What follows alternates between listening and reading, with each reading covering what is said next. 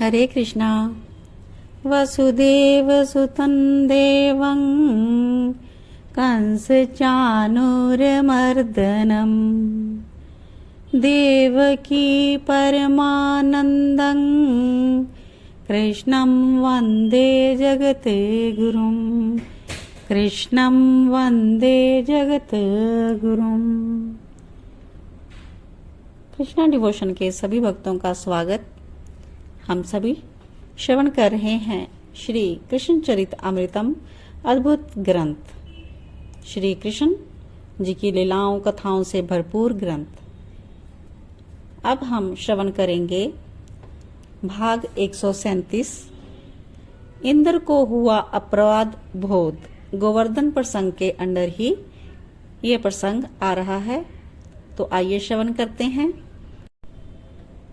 अब इंद्र पूजा बंद करने के कारण बहुत ही नाराज था और श्री कृष्ण ने गोवर्धन पर्वत की पूजा अर्चना प्रारंभ करवा दी थी। तो इस कारण से इंद्र ने बहुत ही भयंकर वर्षा करवा दी थी और ब्रजमंडल डूब चुका होगा। इंद्र ने अपने सेवकों से पूछा, क्योंकि वो लगातार बारिश करवा रहा है ब्रजमंडल में, और अब हाल जानने के लिए इंद्र अपने सेवकों से पूछता है कि अब तक तो ब्रजमंडल डूब चुका हो गया, क्योंकि आज 5 दिन हो गए। प्रलयंकारी वर्षा 5 दिन से चल रही थी। आज इंद्र ने पूछ ही लिया और साथ में ही ये कहा कि कोई नहीं बचना चाहिए, और वो लड़का कृष्ण तो बिल्कुल भी नहीं। इंद्र के सेवकों ने सिर झुकाकर उत्तर दिया कि ब्रजमंडल में धूल उड़ रही है। इंद्र हैरान हो गया, क्या? और जल बरसाओ, हमारे पास जल की कमी कहाँ है? अन्य मेघों को भी भेज दो ब्रजमंडल में। इंद्र अब और गुस्से से बोला। तब प्रलयंकारी जल वाला जो मेघ था वो कहता था कि इतना जल कहाँ है, इतना जल कहाँ गिरा? इतना जल था आपके पास, वो कहाँ गिर गया? तो वो बादल जवाब देते हैं, हे देव, गोवर्धन पर्वत के ऊपर सुदर्शन चक्र है। वो हमारे द्वारा बरसाए गए जल को वाष्प बनाकर ऊपर ही फेंकी जा रहे हैं। अच्छा, तो ठीक है, उसी वाष्प को फिर से जल बना दो और फिर से बरसा दो ब्रज में, डुबा दो ब्रज को, जल मगन हो जाए ब्रज, और ब्रजवासी त्राही त्राही कर उठे। जाओ, इंद्र ने अपने सेवकों को आदेश दिया और सेवक आज्ञा पालन करने के लिए चल पड़े। अब नेक्स्ट सीन है गोवर्धन पर्वत का, जहाँ पर श्री कृष्ण गोवर्धन पर्वत धारण किए हुए हैं। यहाँ तो आनंद का वातावरण है। गोवर्धन पर्वत के नीचे समस्त ब्रजवासी आनंदित है, और आनंदित क्यों ना हो, सामने उनका गिरधारी जो खड़ा है मुस्कुरा रहा है। इन ब्रजवासियों का प्राण तो यही है। सब गोपियां गीत गा रही हैं, ग्वाले नाच रहे हैं, बूढ़े बूढ़ी गोपियों के हाथों में पूजा की थाली है, जो गोवर्धन पूजा के लिए लाई थी और वापस जाते समय लेकर जा रही थी, और वर्षा बीच में ही हो गई, तो ये अब गोवर्धन में ही लौट आई थी और इनका ध्यान अपनी पूजा की थाली पर गया। अक्षत, रोरी, कुमकुम, दही सब था ही उसमें। तो उन बूढ़ी गोपियों ने अक्षत, रोरी, दही इनको मिलाया और कन्हैया के ऊपर डालने लगी, और क्या कहती हैं, हमारे लिए तो तू ही देवराज इंद्र है कन्हैया, हमारे लिए तो तू ही गोवर्धन है, बस ऐसे ही हमारी रक्षा करता रहियो लाला, तू चिरंजीवी रहियो। ये कहते हुए सब गोपियों के नेत्रों से अश्रु बहने लगे भाव से, और सब गदगद हो उठी थी। यशोदा मैया को चिंता है अपने लाला की, बार बार वो ग्वालों को भेजती है, अरे उसके हाथ दुख रहे होंगे, ऐसे ही दबा दो, जाओ, भूखा है मेरा लाला, खिला दो उसे कुछ। कन्हैया मुस्कुरा रहे हैं और सबके प्रेम को स्वीकार कर रहे हैं। ये गिरिराज धरण की झांकी है। उद्धव जी ने कहा विदुर जी से, अद्भुत है, इसे अपने हृदय में बसाकर रखो। कनिष्ठ का उंगली के नख पर गोवर्धन पर्वत को धारण किया है और बाएं हाथ से बांसुरी बजा रहे हैं।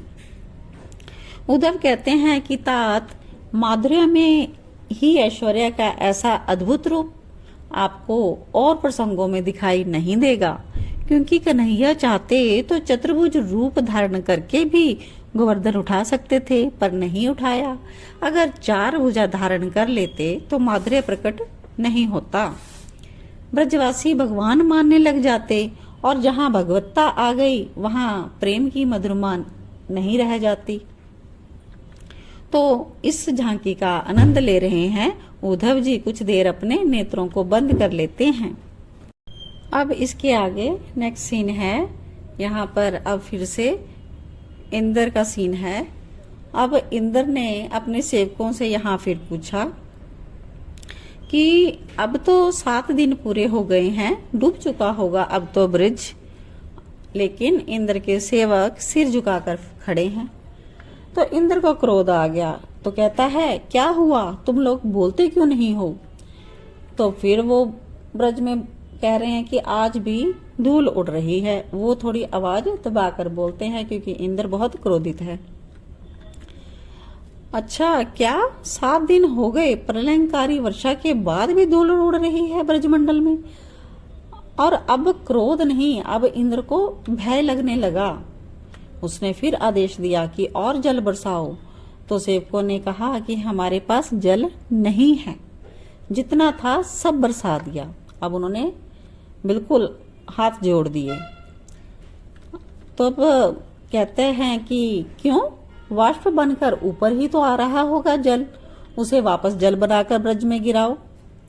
तो सेवकों ने कह दिया, पहले आता था वाष्प बनाकर, अब तो ऊपर ही नहीं आ रहा। अच्छा, क्यों, ऐसा कोई नियम नहीं है, वाष्प बनकर तो ऊपर ही आएगा जल? तब उन्होंने कहा कि हे देव, हमने देखा कि गोवर्धन पर्वत के ऊपर त्रिपुरारी अपनी जटाओं को खोलकर खड़ गए हैं। जितना भी जल गिरता है सब समा जाता है उनकी जटाओं में।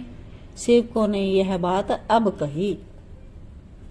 देवराज कंपित हो उठे, पसीने आने लगे मस्तक पर। क्या कहा, भगवान शंकर स्वयं खड़े हैं गोवर्धन पर्वत के ऊपर। ओहो, इंद्र भयभीत हो उठा। अब उसके कुछ समझ में नहीं आ रहा था। वो सोचने लगा, मुझसे तो बहुत बड़ा अपराध हो गया। ये श्री कृष्ण गोलोक बिहारी हैं, वो गोलोक बिहारी जिनके अंग से ब्रह्मा विष्णु और महारुद्र का प्रकट्य होता है, और मैं। इंद्र हंसा, मैं देवराज इंद्र नंद नंदन के मात्र पलक गिरते हैं तो मेरे जैसे हजारों इंद्र जन्मते हैं और मर भी जाते हैं। मैंने तो अपराध कर दिया श्री वृंदावन बिहारी का। मैं क्या करूं, अब मेरा देह दुख रहा है। हजारों बार मैंने बिजली गिराई होगी अपने वज्र से, पर क्या ब्रज का एक तृण भी जला सका? नहीं, मैं अपराधी हूँ। मैं तो 100 बार यज्ञ करके इंद्र बना हूँ। ऐसे कितने इंद्र आए और गए, इसमें अहंकार क्या? वे तो सर्वेश्वर हैं और मैं एक तुच्छ सा देवता हूँ। जल भी वही तो देते हैं मुझे बरसाने के लिए, और जल को खींचने की शक्ति भी वही देते हैं। इंद्र खुद ही कह रहा है, मैं मूढ़ हूँ, उन्हीं की दी गई शक्ति का उपयोग उन्हीं के ऊपर कर दिया। ओहो, इंद्र की अब कुछ समझ में नहीं आ रहा, इस अपराध का प्रायश्चित क्या करे वो। तो अब फिर से यहाँ नीचे गोवर्धन का सीन है ब्रजमंडल का। सब सखा आनंदित होकर एकाएक पुकारने लगे, कन्हैया, लाला, भैया। और ब्रजवासियों से पूछा उसने, क्या हुआ? तब वो बोलते हैं, बादल छट गए, धूप निकल आएगी। अच्छा, क्या सच? सब गोप गोपियां बाहर की ओर भागे निकले और कहा, हाँ सच, देखो तो उज्जवल धूप निकली है, और कन्हैया धरती गीली भी नहीं है और यमुना में बाढ़ का जल भी नहीं है। मनसुख ये कहता हुआ उछल रहा था। कन्हैया मुस्कुराए, गोवर्धन पर्वत को उतारा अपनी उंगली से और जैसे ही गोवर्धन उतारकर नीचे रखा तो सामने खड़ी श्री राधा रानी ने क्या कहा? कहती है, वाह, बहुत बड़ा काम किया है आपने कनिष्ठिका उंगली पर, और फिर भी उसकी जो उंगली है उसके नख पर गोवर्धन उठाना बड़ी बात है। कन्हैया ने भी कह दिया, बड़ी बात तो है प्यारी। अच्छा, तो राधा रानी कहती हैं, इसमें भी बड़ी बात यह है कि मैंने तुम्हारे गोवर्धन पर्वत के सहित अपने नैनों की कोर में बिठाया है ना प्यारे। कन्हैया ने देखा श्री राधा रानी को तो वो ये कहते हुए खिलखिलाती हुई वहां से चली गई। कन्हैया अपनी आह्लादनी को देखते रहे। तो एक तरह से जो कन्हैया ने गोवर्धन पर्वत को उठाया, यह श्री राधा रानी उनकी आह्लादनी शक्ति के कारण ही हुआ। तो इस प्रकार से हमने गोवर्धन पर्वत को धारण करने का प्रसंग श्रवण किया, लेकिन अभी इसके आगे कंटिन्यू है, तो हम नेक्स्ट एपिसोड में इसके आगे श्रवण करेंगे। तो तब तक के लिए जय श्री कृष्णा। योगेशं सच्चिदानंदं वासुदेवं व्रजप्रियं धर्म संस्थापकं वीरं कृष्णं वंदे जगद्गुरुं, कृष्णं वंदे जगद्गुरुं। आप सभी जो भी श्री कृष्ण चरित्र अमृतम का श्रवण कर रहे हैं, कृपया अपने फ्रेंड्स सर्कल में, अपने रिलेटिव्स में, सभी जगह इसको ज़्यादा से ज़्यादा शेयर कीजिए, ताकि श्री कृष्ण चरित्र अमृतम का और भी सभी लोग लाभ उठा सकें। जय श्री कृष्ण।